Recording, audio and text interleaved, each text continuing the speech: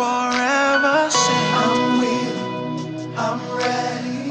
For almost 2 years since the new administration came into power, the reforms instituted have not translated to a good standard of living for many Nigerians.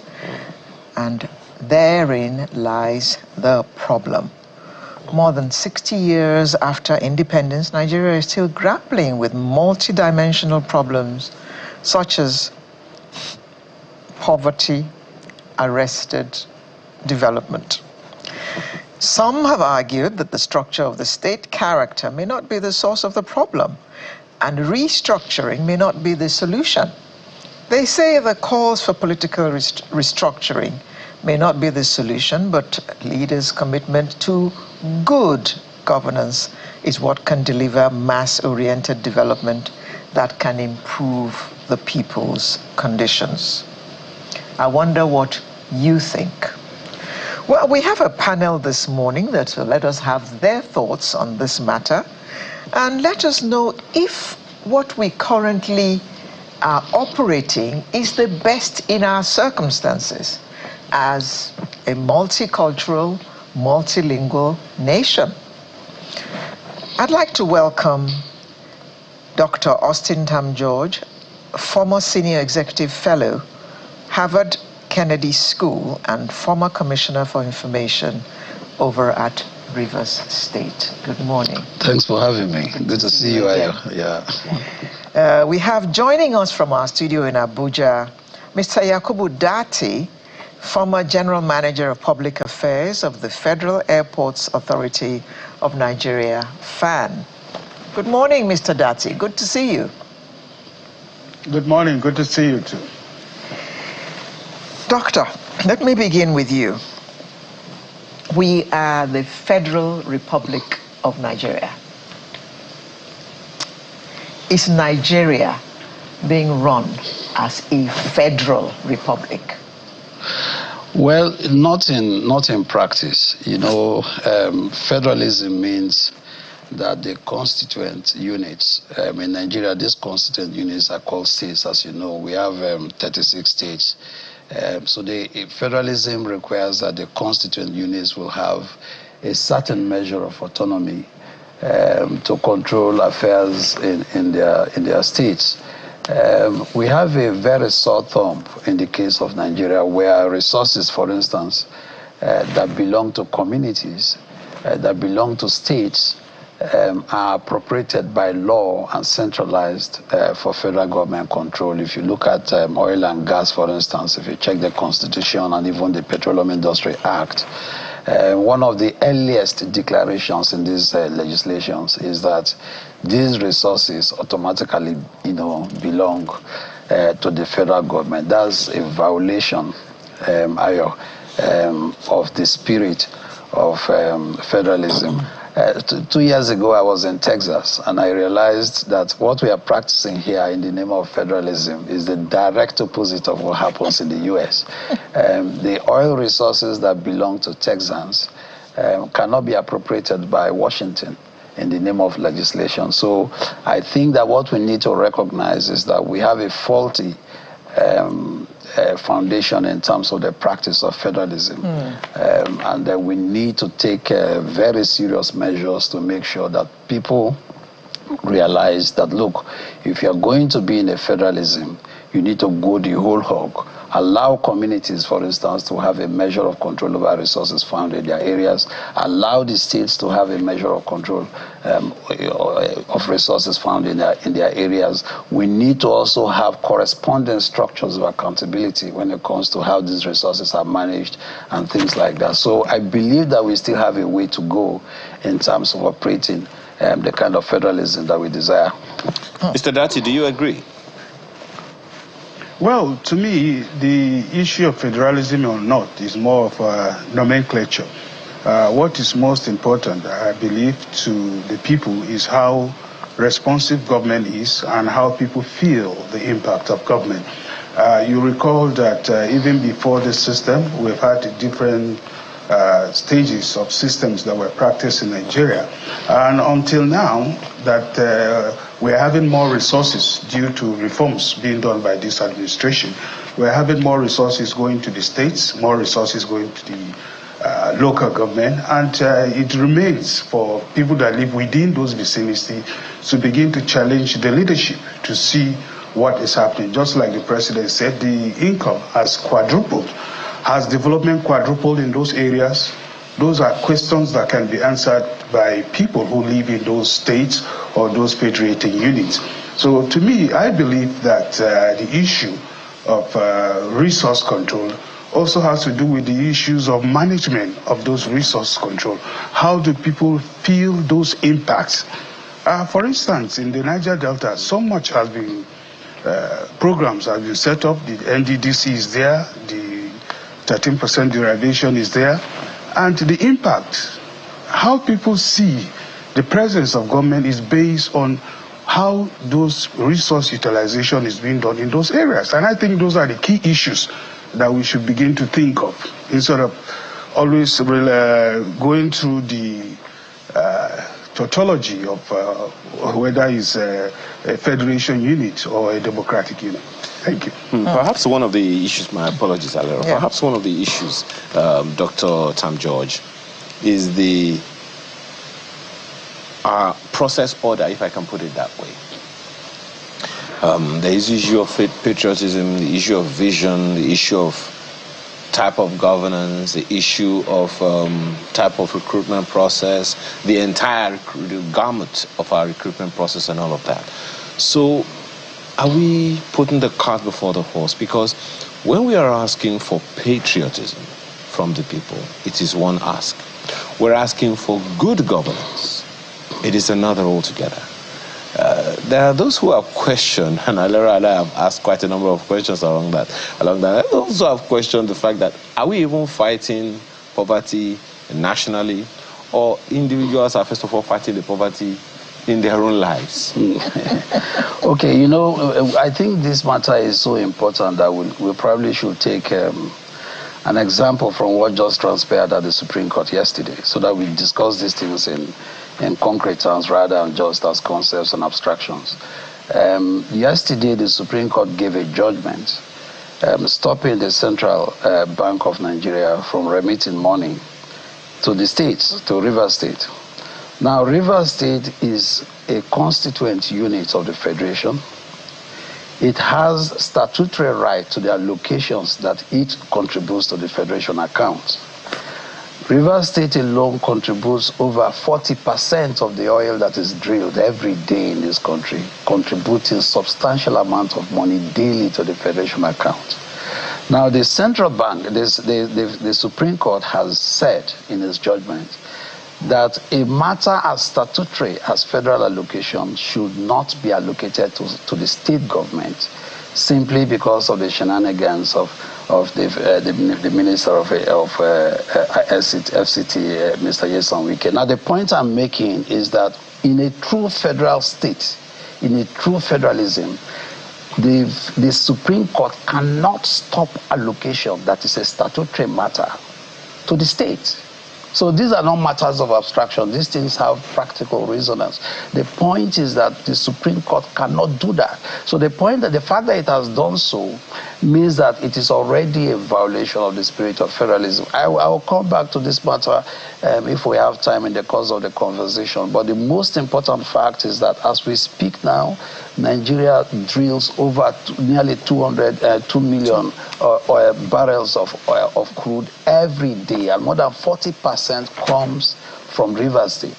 By the Supreme Court judgment now, it means that while Rivers State continues to contribute this resource, contributes this money to the Federation account, the Supreme Court has said the money that is statutorily meant for Rivers State should not be allocated to it. Let me just a quick one on that issue of the oil and all of that.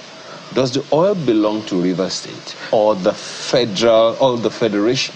Because when you say yes, the federal government is drilling from Rivers State, but the oil does not, ab initio, according to law, belong to Rivers State. That's exactly the point I started with. I said the law presupposes that the resources belong to the federal government. And I'm telling you that by law, the principle of equity, you can't appropriate resources found in communities and states and say they belong to the central government. What is worse now is that because of political differences within the administrative jurisdiction of Rivers State, the Supreme Court has said even what is statutorily supposed to be given to Rivers State should not be given to it. So the point I'm making is that all these are direct violations, of the spirit of federalism. In any case, this is a judgment that has direct impact on the ground. Rivers State has nearly 10 million people. What this means is that the judgment means that basic utility services will not be rendered. Over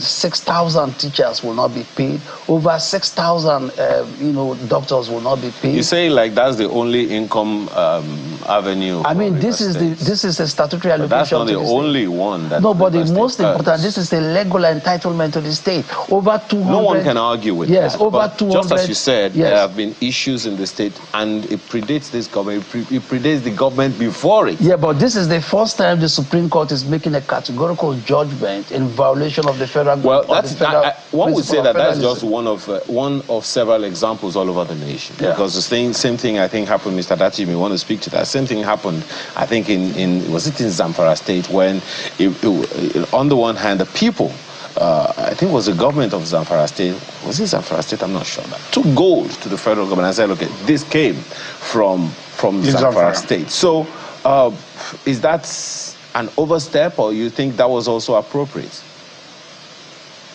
Well, I think we need to put things in their proper perspective. First and foremost, we have a constitution that we operate, and the constitution also has given powers to the different states, the local governments, and the national and central government. So those responsibilities are there clearly spelled out, and it's based on that that we also have the distribution of responsibilities.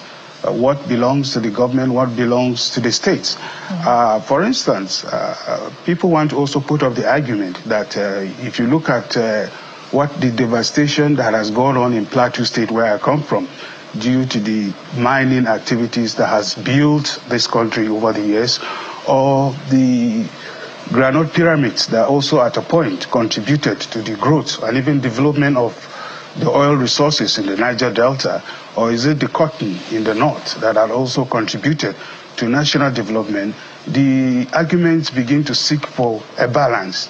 Because at the end of the day, we contribute what this part of the nation does not have, another has. So that is complemented. And as we live in a democracy where we operate based on the rule of law, it negates the whole idea if we begin to go out of the law.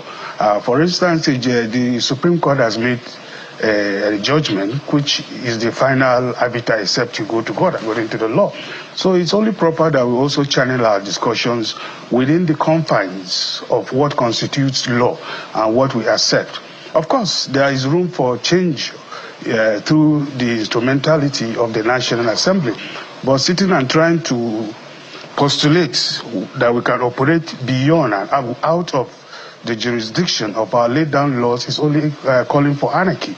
Yeah, Mr. Dati, what you have just said brings to mind the various calls that have been made for us to go back to our unitary system, where each state will own what it produces and just pay some kind of tax to the center. What are your thoughts about that particular call? Well, to me, I think the basic issue to the ordinary Nigerian is not about these high-sounding postulations we talk about, whether it's regional government, whether it's how does it impact the people? We are here, we are witnesses to the fact that in the past 2 years of the assumption of the President Asiwaju Bola Tinubu administration, the income to the states and local government has quadrupled. The reforms that are taking place, which was occasioned with the removal of the subsidy, where about $4 trillion were saved annually has been pumped into the states of the Federation. Is the common man feeling the impact of these reforms?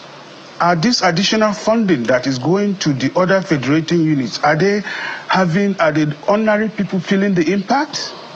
Those are the issues that concern the ordinary man.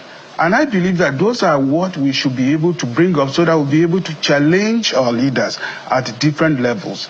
If you, as the local government chairman, is getting more money, are we seeing it? If you, as a state, are getting more money, is it commensurate with the projects you are doing? When we begin to hold our leaders accountable, it helps us to move the argument from the intellectual discourse where we look at the forms of government to the fact that governments must reach out to the people. We have successful governance in other parts of the world. People flock from Nigeria every day to Dubai. Is Dubai practicing regional or democratic government? Or you go to America or you go to Europe? At the end of the day, it's the impact that governance brings to the people. Is the problem that government solves to the people. And to me, I see a clear direction by this government to begin to bring in, wave in and change the narrative such that we begin to hold people in office accountable for the resources that is sent to them to manage on behalf of the people. And I think that is critical at this point. Dr. Tom George, many have said all over the world that democracy seems to be the best way to govern a nation. We have had democracy for decades, and we are still where we are. What are the things militating against us achieving what democracy is supposed to achieve for a nation? Many will look at it as, particularly as it percolates down and it gets to the local government, this is the government that overlaps with the people, the lowest level. And yet in our country, the people are not feeling the effect of governance. I think one of the problems that we have with the practice of democracy in this country is that the laws sometimes are not the people's laws. Let me give you an example. About 18 years ago, I got my doctorate in a university in South Africa. And I was then eventually invited by the University of Cape Town to be a fellow and to teach at the university. When I got to the premises of the University of Cape Town, I saw the legacy of apartheid. University of Cape Town has two cricket courts. One cricket court for the whites and another cricket court for the blacks. This segregation in sports was litigated through the entire process, legal process of South Africa, up to the Constitutional Court. Here in Nigeria, the highest court is called the Supreme Court. In South Africa, it is called the Con Court, the Constitutional Court. When these segregationist laws were litigated up to the Constitutional Court in South Africa, the Constitutional Court upheld the segregation of sports in University of Cape Town. I was a lecturer there. I'm telling you my experience. Wow. Now the point, what eventually happened... Even though apartheid had been abolished? No, this was during apartheid. Oh, okay. Now, but if you go there now, you will still see that legacy of separation of two different cricket courts. Now the point I'm making is that if the laws are unjust laws, even if they have been affirmed by the highest court in the land, the people have a right to resist unjust laws. I am telling you that the judgment of the Supreme Court yesterday is an unjust ruling. It is an act of judicial aggression against the Rivers people.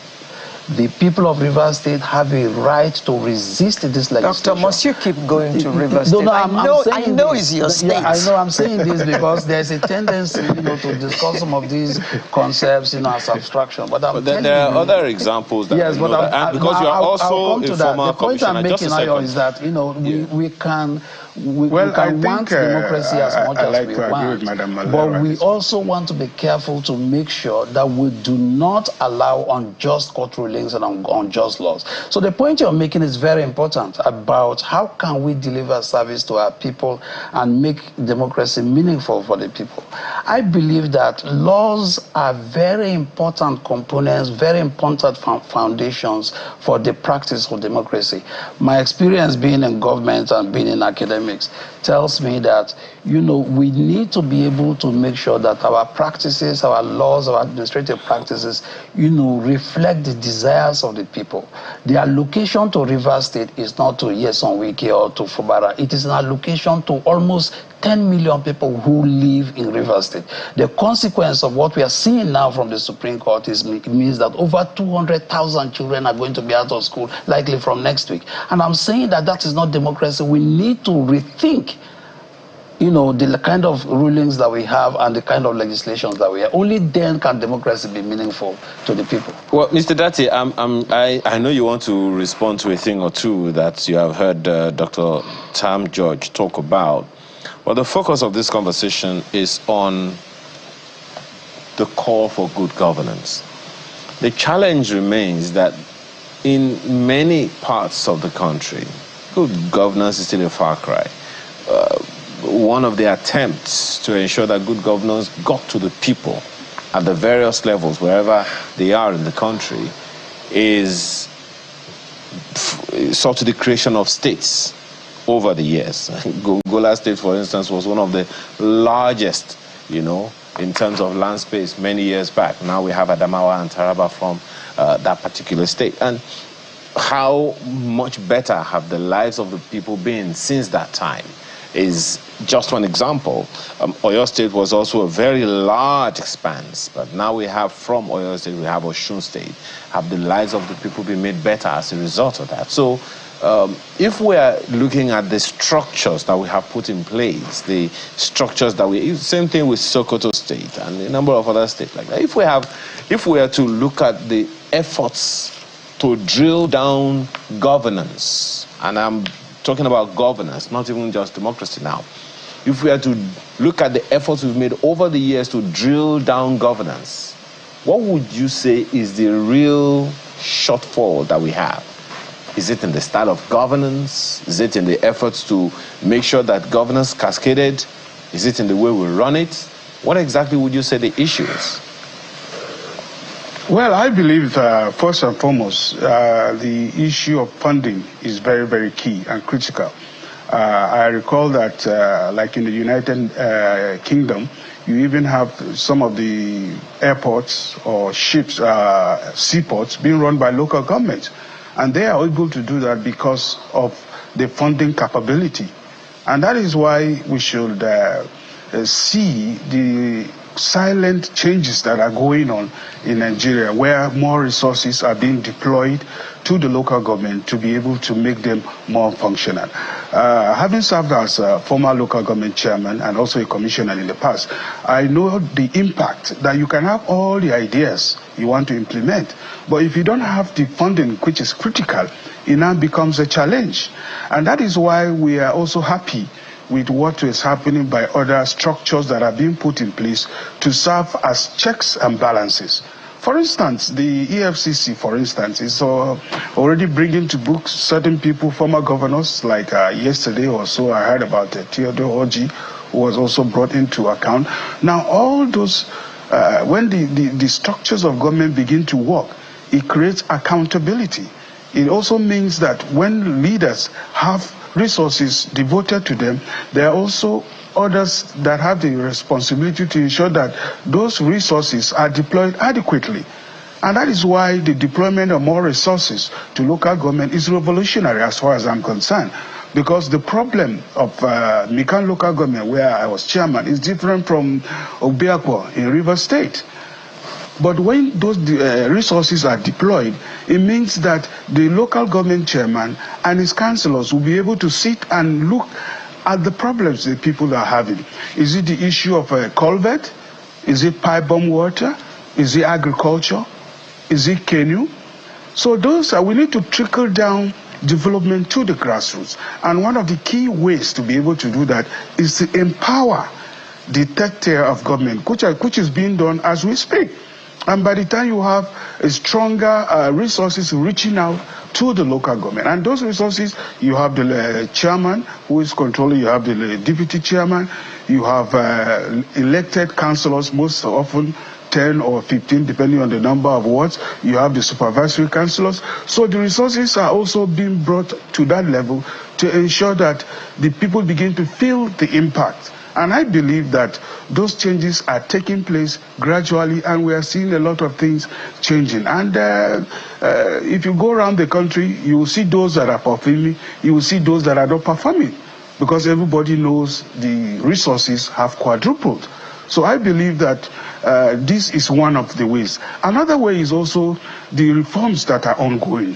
For instance, a lot of savings have been made from the oil subsidy removal, the unification of the exchange rate, where you have only one window, has also saved a lot of resources that are being plugged back. Just one quick one, Mr. government. Dati. Something that you said now about more resources going to local government administrations and states and all of that. The question is, and you also asked the question the other time, are the people feeling it? So who should be asking the questions?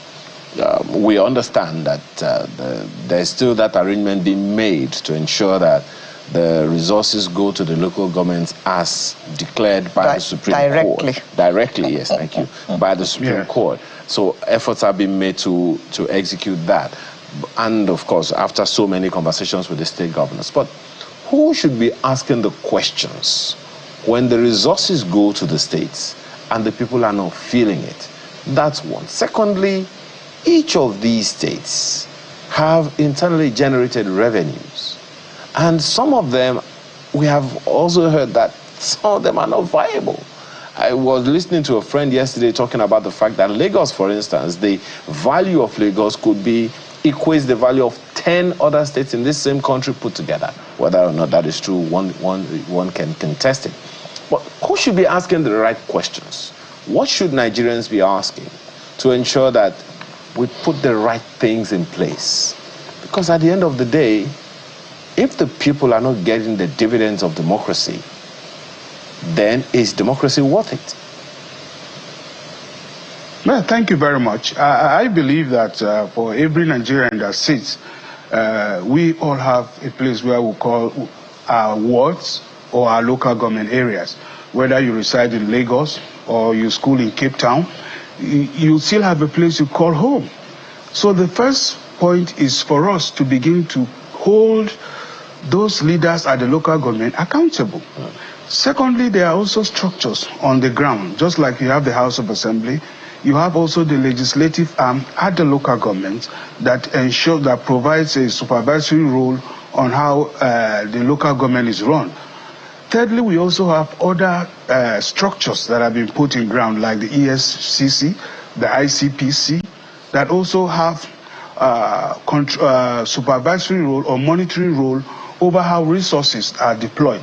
And so, but it must all start from taking responsibilities as citizens from those communities, asking the right questions. And also we have the rights to also not only challenge the leadership, we can also take them to court. Apart from the president, the vice president, the governors and the deputy governors, every other person can be taken to court, including the local government chairman. So we should begin to test the law. We should begin to exercise our power, the power of the citizen, to be able to challenge leadership to give account of itself. Not just to wait for when election cycle will come after 4 years or 3 years, as the case may be, but to call these leaders accountable. Now especially is the best time. The federal government is bringing reforms, bringing more funding to the local government. What is happening?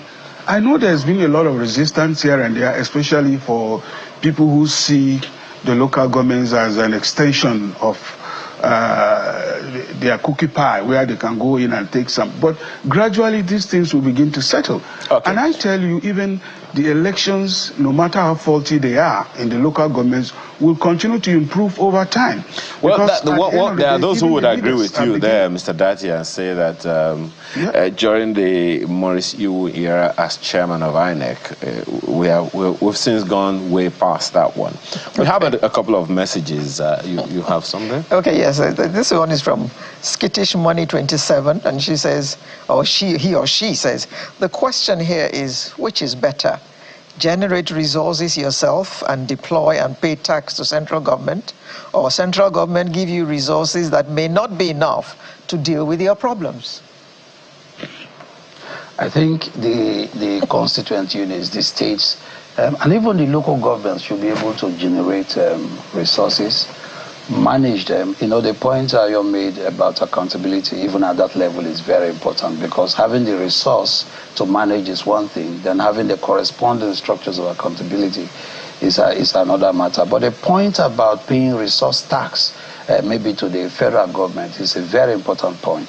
My own contention would be that let the states, you know, have a good measure of control over resources found in their areas. The question then would be, pay resource tax. Do you think the state governments would agree that they would allow the local governments to also generate their own resources and pay them taxes? For instance, the minerals under the ground, they are all in the local governments. Yes, absolutely. The gold, the onyx, whatever the mineral, the oil, they are in local governments, not in states. Yes, you know, President Obasanjo in his time as president found a creative way out of this by suggesting that, look, while we give 3% derivation to the oil-producing states, the oil-producing states themselves should set up 13%, you mean? 13%. Sorry, yes. 13%. Yeah.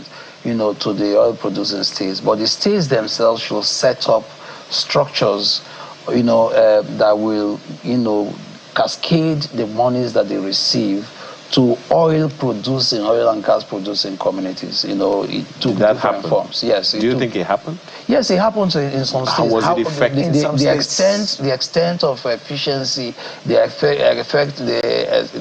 effect of transparent deployment of resources, that's another matter altogether. I think it's a creative way. Yeah. Yes, it's a creative way of making sure that, you know, money gets to the grassroots. I think that's, you've just buttressed Osas's comment here. It says the call for good governance is wrapped around the quality of persons in government. Yes. We cannot advocate and get good governance when we have people of less quality, as evidenced by all we are witnessing in and around our political office holders. But Mr. Dati, this one is for you. Festus Akinboyewa says, sadly, good governance is in short supply in federal, states, and local governments in our country, where the officials and institutions careless about transparency, accountability, integrity, and fairness. Most of our state governors have pocketed the state legislature and judiciary. While, of course, you heard Dr. Tam George talk about the ruling of the Supreme Court, what informed this in the first place is the quote-unquote unholy relationship between state governors and the houses of assembly, and it's something that's happened over time. I remember there was a local government, there was a state in this country, I'm not quite sure which one, that had less than half, I think less than a quarter of the members of the House of Assembly, and worked only with that set for the duration of, you know, the government. And it happened in more than one state, maybe about 5 or 10 states in the country. And it's the same thing that's happened in Rivers State, where the governor is speaking to just maybe about 5 legislators, and the Supreme Court says, no, this shouldn't happen because we have this and that and that and that. Well, that's an issue for lawyers to deal with. But what is your take on that, particularly in the light of what Festus Akinboyewa is saying here, that state governors have, quote-unquote, pocketed the legislature in their states? That can't deliver good governance, can it? Yeah, thank you very much for that question. And it is in that light that I commend the judiciary, especially the pronouncement of the Supreme Court. because you have a situation where if a River State was being run by 3 members of the House of Assembly, while the others who are in the majority have been left. But that has been corrected by the Supreme Court. And that in itself will send a clear signal that the judiciary has come to stay and play its role in ensuring that the pocketing of these resources by this group of people, the governors, must be checked. And it's the role of the judiciary to do that. And until this pronouncement was made, we have had several cases. We've had it in Edo State. We had it even in Plateau at a point, my state. And so it goes on. Whenever the governor wants to arrive, hold shop, he just throws away the legislature. So that's why we are commending the Supreme Court and judiciary for this historic landmark judgment that is going to send clear signals about people who want to come into power and ensure that they pocket both the legislators, the local government chairmen, the local government legislators, even at the local government level. So that in itself will come, and we're happy that the judiciary is coming to the rescue, such that no matter who you are not above the law, and that the Supreme Court can come in and ensure that we operate according to the dictates of the law. So we commend what has happened and the judgment in River State, because what was going on there, where the governor was operating with just 3 members of the House of Assembly, was an aberration. And so I'd like to that is why there's that. a lot of confidence being built up across the country now. Yeah, I'd like to briefly respond to that. We have another comment from another viewer, please. Professor Enakena says good governance in a federal and democratic system like Nigeria requires balancing power among different levels of government while ensuring democratic principles are upheld. Nigeria's governance structure is based on a federal system, meaning power is shared between the central government and 36 states alongside local governments. In a democracy, governance should be people-centered, ensuring participation, transparency, and the rule of law.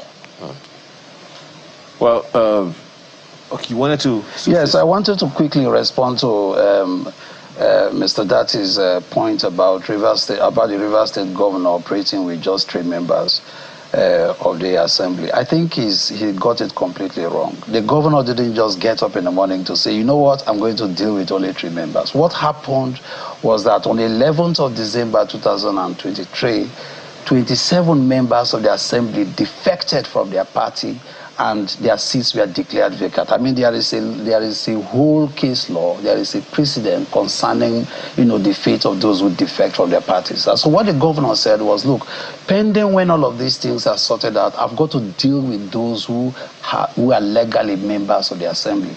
Look at what happened in the US just last year, Ayo. About 17 cases were filed against Donald Trump in the Supreme Court of the United States. But there was a separate case concerning the presidential immunity from prosecution after our presidents leave office. So when these cases got to the U.S. Supreme Court, they said, no, you know what we'll do? Let us take the matter in the lower court in Florida that has to do with prosecution from presidential immunity.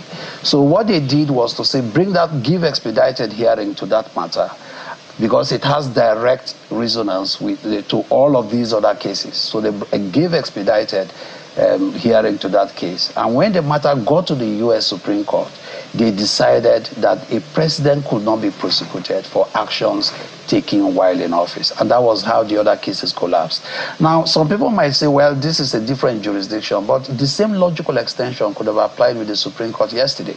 What they should have done was to say, well, Governor Fubara didn't just get up to say he was going to deal with, just a second, please. Yeah. How can we make sure that the more fundamental question of the defection of the 27 legislators were resolved? Unless you are a lawyer or a senior advocate of Nigeria, because they themselves are dealing with that. But the question is, and that is what Mr. Dati was speaking to, and which was the basis of the question, and which was the basis of the comment of Mr. Sakiboyewa, that it is.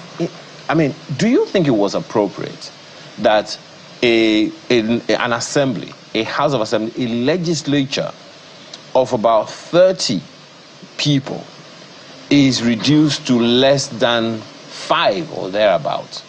And that's the number that the governor would deal with of any state. And as I said, it's not just Rivers. Yes. He also cited the example of some other states. Yes. The question here, just a second. Yes. The question here is good governance. Yes. So once people begin to see these aberrations, yes, and they see that the governor is a governor of any state, yes, even in Lagos, we're having some issues here now of the House of Assembly. Yes. So when these things happen, it calls to question whether or not there will be good governance. Yes, you are very correct. The fundamental question has not got to the Supreme Court yet.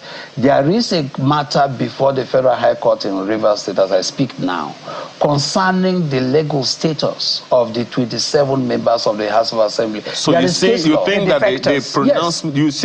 the pronouncement of the Supreme Court has not put paid to that? No, it hasn't. That's the point I'm making. The Supreme Court said that those 24 people should be recognized. The Supreme Court should return to the House. Yes, but the Supreme Court did not give any ruling concerning the more fundamental question of defection. Because this question, Ayo, just a second, I know you are very enthusiastic about this. We're running out of time. Yes, but the more fundamental question Ayo, here is, these people defected, and there is case law, there are decided cases about what happens to those who defected from unless you are a lawyer. Gentlemen, I think Mr. Dati also wants to say something to that. Gentlemen, we need to wind down now. We only have 2 minutes left.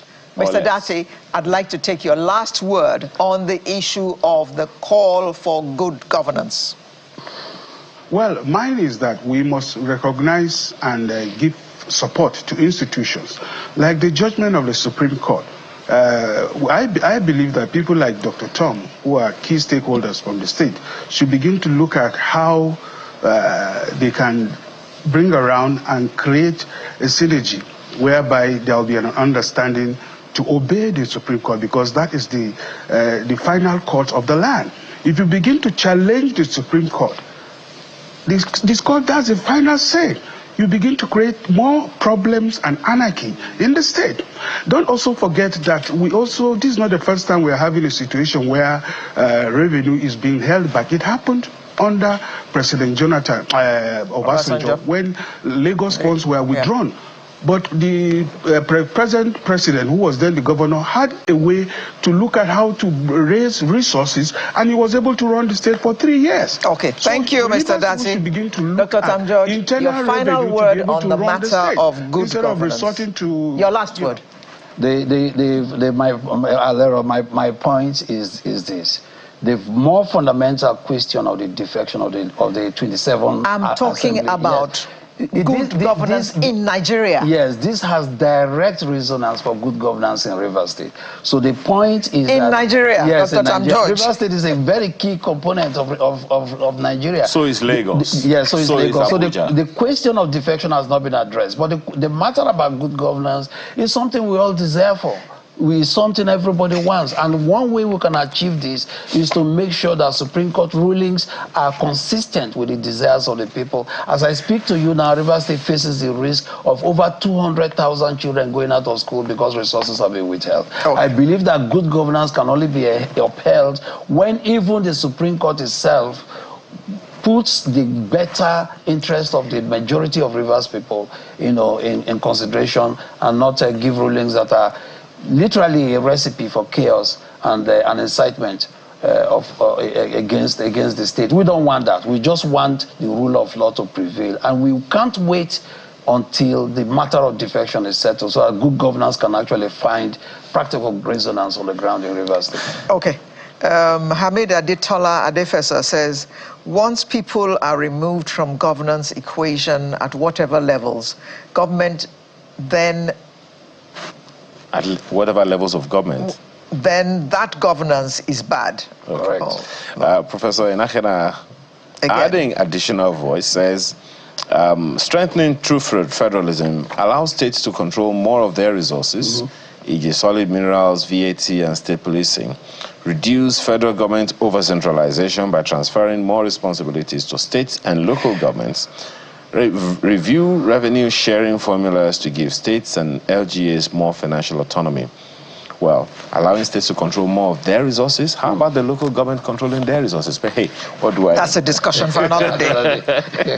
I'd like to thank our panel, Dr. Austin Tam George, former Senior Executive Fellow, Harvard Kennedy School, and former Commissioner for Information in Rivers State, who was with us in the studio in Lagos, and Mr. Yakubu Dati, former General Manager of Public Affairs at the Federal Airports Authority of Nigeria, FAN, who joined us from our studio in Abuja. Thank you very much, gentlemen, for coming to share your insights with us this morning.